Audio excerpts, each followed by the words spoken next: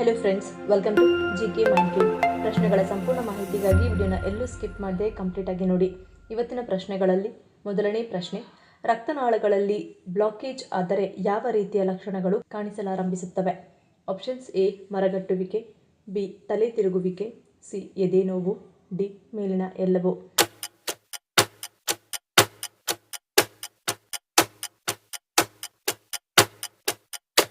ಸರಿಯಾದ ಉತ್ತರ option D ಮೇಲಿನ ಎಲ್ಲವೂ. ರಕ್ತನಾಳಗಳಲ್ಲಿ ಅಡಚಣೆ ಉಂಟಾದಾಗ ರಕ್ತದ ಹರಿವು ಕಡಿಮೆಯಾಗುತ್ತದೆ. ಇದು ಪಾದಗಳು ಅಥವಾ ಕೈಗಳಲ್ಲಿ ಮರಗಟ್ಟುವಿಕೆ ಮತ್ತು ಜುಮ್ಮೆನಿಸುವಿಕೆಗೆ ಕಾರಣವಾಗುತ್ತದೆ. ಇದು ವಿಶೇಷವಾಗಿ ದೀರ್ಘಕಾಲ ನಡೆದಾಡುವ ಅಥವಾ ದೀರ್ಘಕಾಲ ಕುಳಿತಿರುವಾಗ ಈ ರೀತಿಯ ಅನುಭವವಾಗುತ್ತದೆ. ರಕ್ತನಾಳಗಳಲ್ಲಿ ಅಡಚಣೆಯು ಮೆದುಳಿಗೆ ರಕ್ತದ ಪೂರೈಕೆಯನ್ನು ಕಡಿಮೆ ಮಾಡುತ್ತದೆ. ತಲೆ ತಿರುಗುವಿಕೆ ಅಥವಾ ಕೇಂದ್ರೀಕರಿಸಲು ಅಸಮರ್ಥತೆಯಂತಹ ಸಮಸ್ಯೆಗಳನ್ನು ಉಂಟುಮಾಡುತ್ತದೆ. ನೀವು ಎದೆಯಲ್ಲಿ ಹಠಾತ್ ನೋವು ಅಥವಾ ಒತ್ತಡವನ್ನು ಅನುಭವಿಸುತ್ತಿದ್ದರೆ ಅದು ರಕ್ತನಾಳಗಳಲ್ಲಿ ಅಡಚಣೆಯ ಗಂಭೀರ ಸಂಕೇತವಾಗಿರಬಹುದು. ಎರಡನೇ ಪ್ರಶ್ನೆ, ಯಾವ ಸಮಸ್ಯೆಯಿಂದಾಗಿ ಹೊಟ್ಟೆಯ ಕೆಳಗಿನ ಬಲಭಾಗದಲ್ಲಿ ನೋವನ್ನು ಉಂಟುಮಾಡುತ್ತದೆ? Options A gastritis, B kidney stone, C ಕರುಳು ಸೋಂಕು, ಡಿ ಅಪೆಂಡಿಕ್ಸ್.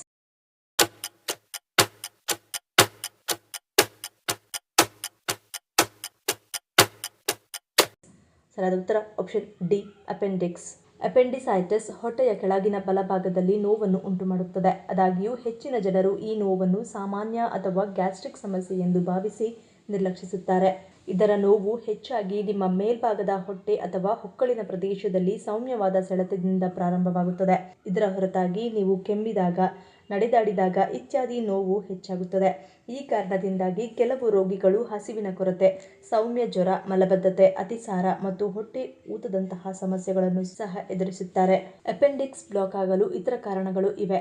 ಗಟ್ಟಿಯಾದ ಮಲರಚನೆ, ಕರುಳಿನ ಹುಳುಗಳು, ಗೆಡ್ಡೆಗಳು. ನಿಮ್ಮ ಅಪೆಂಡಿಕ್ಸ್ ಬ್ಲಾಕ್ ಆದಾಗ ಅದರಲ್ಲಿ ಬ್ಯಾಕ್ಟೀರಿಯಾಗಳು ಬೆಳೆಯಲು ಪ್ರಾರಂಭಿಸುತ್ತವೆ. ಇದು ಕೀವು ಅಥವಾ ಊತಕ್ಕೆ ಕಾರಣವಾಗುತ್ತದೆ. ಇದರಿಂದಾಗಿ ಹೊಟ್ಟೆಯ ಕೆಳಭಾಗದಲ್ಲಿ ನೋವು ಉಂಟಾಗುತ್ತದೆ. ಮೂರನೇ ಪ್ರಶ್ನೆ, ಶ್ರೀಕೃಷ್ಣನು ಅರ್ಜುನನಿಗೆ ತೋರಿದ ವಿರಾಟ್ ರೂಪದ ಅವತಾರ ಯಾವುದು? ಆಪ್ಷನ್ಸ್ ಎ ನವಗುಂಜರ, ಬಿ ಮನ್ವಂತರ, ಸಿ ಲೀಲಾ, ಡಿ ಶಕ್ತಾವೇಶ.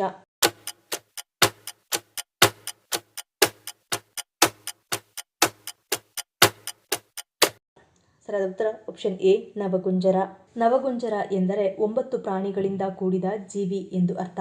ಉಂಜದ ತಲೆ, 4 ಕಾಲುಗಳಲ್ಲಿ 3 ಕಾಲುಗಳು ಹುಲಿ, ಕುದುರೆ, ಆನೆ, 4ನೆಯದು ಚಕ್ರ ಅಥವಾ ಕಮಲ ಹಿಡಿದಿರುವ ಮಾನವನ ಕೈ, ನವಿಲಿನ ಕತ್ತು, ಗೂಳಿಯ ಭುಜ, ಸಿಂಹದ ಸೊಂಟ ಮತ್ತು ಸರ್ಪದ ಬಾಲ. ಪುರಾಣ ಕಥೆಗಳ ಪ್ರಕಾರ ದ್ರೌಪದಿಗೆ 5 ಜನ ಪಾಂಡವರು ಗಂಡಂದಿರು. ದ್ರೌಪದಿಯು ಒಬ್ಬ ಪಾಂಡವನ ಜೊತೆ ಏಕಾಂತದಲ್ಲಿ ಇದ್ದಾಗ ಮತ್ತೊಬ್ಬರಿಗೆ ಪ್ರವೇಶವಿರಲಿಲ್ಲ.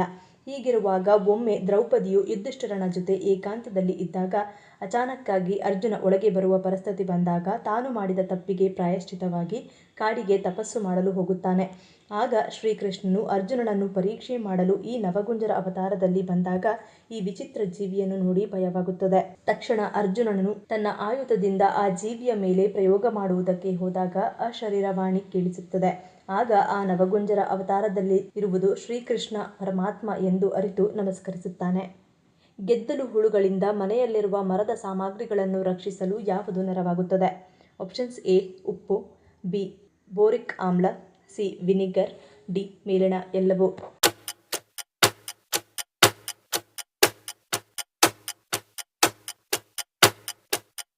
ಸರಿಯಾದ ಉತ್ತರ ಆಪ್ಷನ್ ಡಿ ಮೇಲಿನ ಎಲ್ಲವೂ.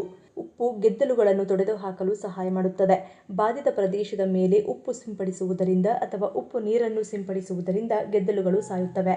ಬೋರಿಕ್ ಆಮ್ಲವನ್ನು ಕೀಟ ನಿಯಂತ್ರಣದ ಹಳೆಯ ವಿಧಾನವೆಂದು ಪರಿಗಣಿಸಲಾಗಿದೆ. ಗೆದ್ದಲು ಬೋರಿಕ್ ಆಮ್ಲದೊಂದಿಗೆ ಸಂಪರ್ಕಕ್ಕೆ ಬಂದ ತಕ್ಷಣ ಅದರ ನರಮಂಡಲದ ಮೇಲೆ ಪರಿಣಾಮ ಬೀರುತ್ತದೆ ಮತ್ತು ಅದು ಸಾಯುತ್ತದೆ.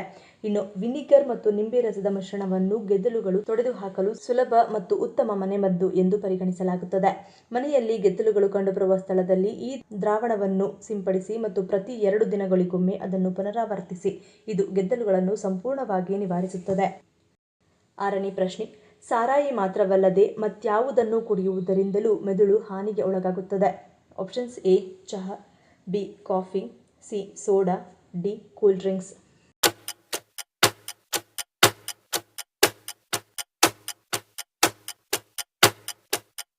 ಸರಿಯಾದ ಉತ್ತರ ಆಪ್ಷನ್ ಸಿ ಮತ್ತು ಡಿ. ಹೆಚ್ಚಿನ ಜನರು ಸೋಡಾ ತೂಕವನ್ನು ಮಾತ್ರ ಹೆಚ್ಚಿಸುತ್ತದೆ ಎಂದು ನಂಬುತ್ತಾರೆ. ಆದರೆ ವಾಸ್ತವದಲ್ಲಿ ಅದರ ಪರಿಣಾಮ ಮೆದುಳನ್ನು ತಲುಪುತ್ತದೆ. ಇದರಲ್ಲಿರುವ ಹೆಚ್ಚಿನ ಸಕ್ಕರೆ ಅಂಶವು ಫೈಬರ್ ಇಲ್ಲದೆ ರಕ್ತದಲ್ಲಿನ ಸಕ್ಕರೆ ಮತ್ತು ಇನ್ಸುಲಿನ್ ಮಟ್ಟವನ್ನು ನೇರವಾಗಿ ಹೆಚ್ಚಿಸುತ್ತದೆ. ಇದು ದೇಹದಲ್ಲಿ ಉರಿಯೂತವನ್ನು ಉಂಟುಮಾಡುತ್ತದೆ. ಇದು ಮೆದುಳಿನ ಕೋಶಗಳನ್ನು ಹಾನಿಗೊಳಿಸುತ್ತದೆ ಮತ್ತು ಅಕಾಲಿಕ ವಯಸ್ಸಾಗುವಿಕೆಗೆ ಕಾರಣವಾಗುತ್ತದೆ. ಡಯಟ್ ಸೋಡಾವನ್ನು ಸಹ ಸುರಕ್ಷಿತವೆಂದು ಪರಿಗಣಿಸಲಾಗುವುದಿಲ್ಲ. ಇದರಲ್ಲಿರುವ ಕೃತಕ ಸಿಹಿಕಾರಕಗಳು ಮಧುಮೇಹ ಮತ್ತು ಚಯಾಪಚಯ ರೋಗಗಳ ಅಪಾಯವನ್ನು ಹೆಚ್ಚಿಸುತ್ತವೆ. 7ನೇ ಪ್ರಶ್ನೆ, ಬಿಪಿ ಶುಗರ್ ಇರುವವರು ಉಪವಾಸ ಮಾಡುವುದರಿಂದ ಏನಾಗುತ್ತದೆ? ಆಪ್ಷನ್ಸ್ ಎ ಸಕ್ಕರೆ ನಿಯಂತ್ರಣ, ಬಿ ಮೂತ್ರ ನಿಯಂತ್ರಣ, ಸಿ ಸಕ್ಕರೆ ಇಳಿಕೆ, ಡಿ ಸಕ್ಕರೆ ಹೆಚ್ಚಳ.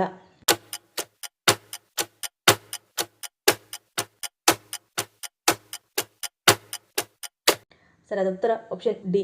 ಆಹಾರ ಮತ್ತು ವ್ಯಾಯಾಮದ ಮೂಲಕ ಸಮತೋಲನ ಹೊಂದಿರುವ ಟೈಪ್ 2 ಮಧುಮೇಹಿಗಳು ಉಪವಾಸ ಸಂಬಂಧಿತ ಸಮಸ್ಯೆಗಳಿಂದ ಬಳಲುವ ಸಾಧ್ಯತೆ ಕಡಿಮೆ.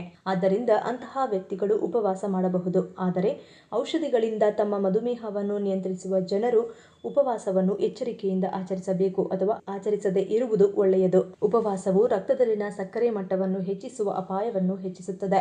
ಅನೇಕ ಜನರು ಉಪವಾಸದ ಸಮಯದಲ್ಲಿ ಇನ್ಸುಲಿನ್ ಬಳಸುವುದನ್ನು ಮತ್ತು ಔಷಧಿಗಳನ್ನು ತೆಗೆದುಕೊಳ್ಳುವುದನ್ನು ಬಿಟ್ಟುಬಿಡುತ್ತಾರೆ.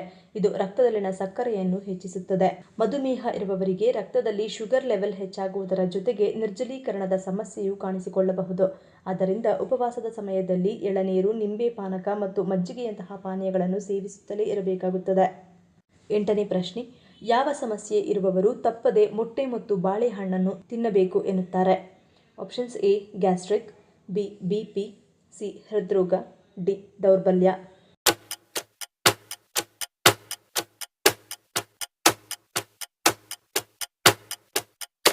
ಸರಿಯಾದ ಉತ್ತರ ಆಪ್ಷನ್ ಡಿ ದೌರ್ಬಲ್ಯ.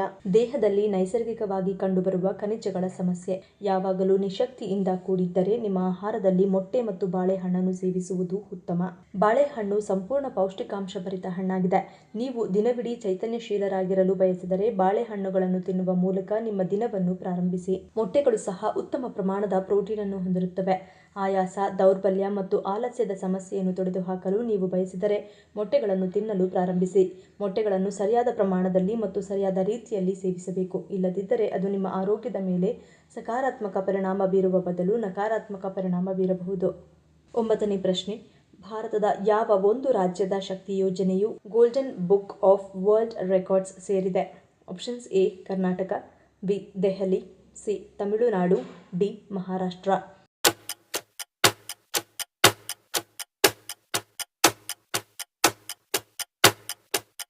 ಸರಿಯಾದ ಉತ್ತರ ಆಪ್ಷನ್ ಎ ಕರ್ನಾಟಕ. ಕರ್ನಾಟಕ ಸರ್ಕಾರದ ಮಹತ್ವಾಕಾಂಕ್ಷೆಯ ಶಕ್ತಿ ಯೋಜನೆಯು ಮಹಿಳೆಯರಿಗೆ ಉಚಿತ ಬಸ್ ಪ್ರಯಾಣವನ್ನು ಒದಗಿಸುತ್ತಿದೆ. 2 ವರ್ಷಗಳಲ್ಲಿ 500 ಕೋಟಿಗೂ ಹೆಚ್ಚು ಮಹಿಳೆಯರು ಈ ಯೋಜನೆಯ ಲಾಭ ಪಡೆದು ಪ್ರಯಾಣಿಸಿದ್ದಾರೆ. ಈ ಅಪಾರ ಯಶಸ್ಸಿನಿಂದಾಗಿ ಶಕ್ತಿ ಯೋಜನೆ ಗೋಲ್ಡನ್ ಬುಕ್ ಆಫ್ ವರ್ಲ್ಡ್ ರೆಕಾರ್ಡ್ಸ್ನಲ್ಲಿ ಸ್ಥಾನ ಪಡೆದಿದೆ.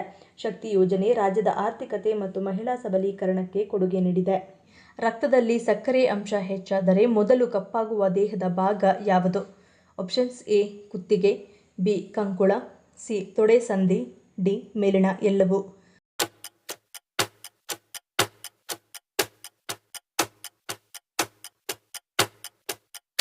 ಸರಿಯಾದ ಉತ್ತರ ಆಪ್ಷನ್ ಡಿ ಮೇಲಿನ ಎಲ್ಲವು. ಕುತ್ತಿಗೆ, ಕಂಕುಳ ಮತ್ತು ತೊಡೆ ಸಂದಿನ ಭಾಗಗಳಲ್ಲಿ ಹೆಚ್ಚು ಪರಿಣಾಮ ಬೀರುತ್ತದೆ. ಈ ಸ್ಥಿತಿಯನ್ನು ಅಕಾಂಥೋಸಿಸ್ ನಿಗ್ರಿಕನ್ಸ್ ಎಂದು ಕರೆಯಲಾಗುತ್ತದೆ. ಈ ಸ್ಥಿತಿಯು ಚರ್ಮದ ಮೇಲೆ ಕಪ್ಪು, ತುಂಬಾ ನಯವಾದ ತೇಪೆಗಳಿಂದ ಕಾಣಿಸುತ್ತದೆ. ಇದು ಹೆಚ್ಚಾಗಿ ದೇಹದ ಸುಕ್ಕುಗಳು ಮತ್ತು ದೇಹದ ಭಾಗಗಳು ಫೋಲ್ಡ್ ಆಗುವಲ್ಲಿ ಹೆಚ್ಚು ಕಂಡುಬರುತ್ತವೆ. ಬಹಳ ಅಪರೂಪವಾಗಿದ್ದರೂ ಈ ಕಪ್ಪು ಕಲೆಗಳು ಮುಖ, ಎದೆ, ಮೊಣಕೈಗಳು, ಮೊಣಕಾಲುಗಳು ಮೇಲೂ ಕಾಣಿಸಿಕೊಳ್ಳಬಹುದು. ಈ ಪ್ರಶ್ನೆಗಳಲ್ಲಿ ನೀವು ಎಷ್ಟು ಪ್ರಶ್ನೆಗಳಿಗೆ ಸರಿ ಉತ್ತರವನ್ನು ಕೊಟ್ರಿ ಅನ್ನೋದನ್ನು ಕಮೆಂಟ್ ಮಾಡಿ ತಿಳಿಸಿ. ಈ ವಿಡಿಯೋ ನಿಮಗೆ ಇಷ್ಟ ಆಗಿದ್ರೆ ಮರಿದೇ ಲೈಕ್ ಮಾಡಿ, ಶೇರ್ ಮಾಡಿ, ಸಬ್ಸ್ಕ್ರೈಬ್ ಮಾಡಿ. ನನ್ನ ಚಾನಲ್ನ ಇನ್ನೂ ಸಬ್ಸ್ಕ್ರೈಬ್ ಮಾಡದೆ ಹಾಗೆ ವಿಡಿಯೋಸ್ ನೋಡ್ತಿದ್ರೆ ಪ್ಲೀಸ್ ಸಬ್ಸ್ಕ್ರೈಬ್ ಮಾಡಿ, ಸಪೋರ್ಟ್ ಮಾಡಿ. ಮತ್ತೊಂದು ಇಂಟ್ರೆಸ್ಟಿಂಗ್ ವಿಡಿಯೋದೊಂದಿಗೆ ಸಿಗ್ತೀನಿ. Until love you all, take care. ಈ ಪ್ರಶ್ನೆಗಳಲ್ಲಿ ನೀವು ಎಷ್ಟು ಪ್ರಶ್ನೆಗಳಿಗೆ ಸರಿ ಉತ್ತರವನ್ನು ಕೊಟ್ರಿ ಅನ್ನೋದನ್ನು ಕಮೆಂಟ್ ಮಾಡಿ ತಿಳಿಸಿ. ಈ ವಿಡಿಯೋ ನಿಮಗೆ ಇಷ್ಟ ಆಗಿದ್ರೆ ಮರಿದೇ ಲೈಕ್ ಮಾಡಿ, ಶೇರ್ ಮಾಡಿ, ಸಬ್ಸ್ಕ್ರೈಬ್ ಮಾಡಿ. ನನ್ನ ಚಾನಲ್ನ ಇನ್ನೂ ಸಬ್ಸ್ಕ್ರೈಬ್ ಮಾಡದೆ ಹಾಗೆ ವಿಡಿಯೋಸ್ ನೋಡ್ತಿದ್ರೆ ಪ್ಲೀಸ್ ಸಬ್ಸ್ಕ್ರೈಬ್ ಮಾಡಿ, ಸಪೋರ್ಟ್ ಮಾಡಿ. ಮತ್ತೊಂದು ಇಂಟ್ರೆಸ್ಟಿಂಗ್ ವಿಡಿಯೋದೊಂದಿಗೆ ಸಿಗ್ತೀನಿ. Until love you all, take care.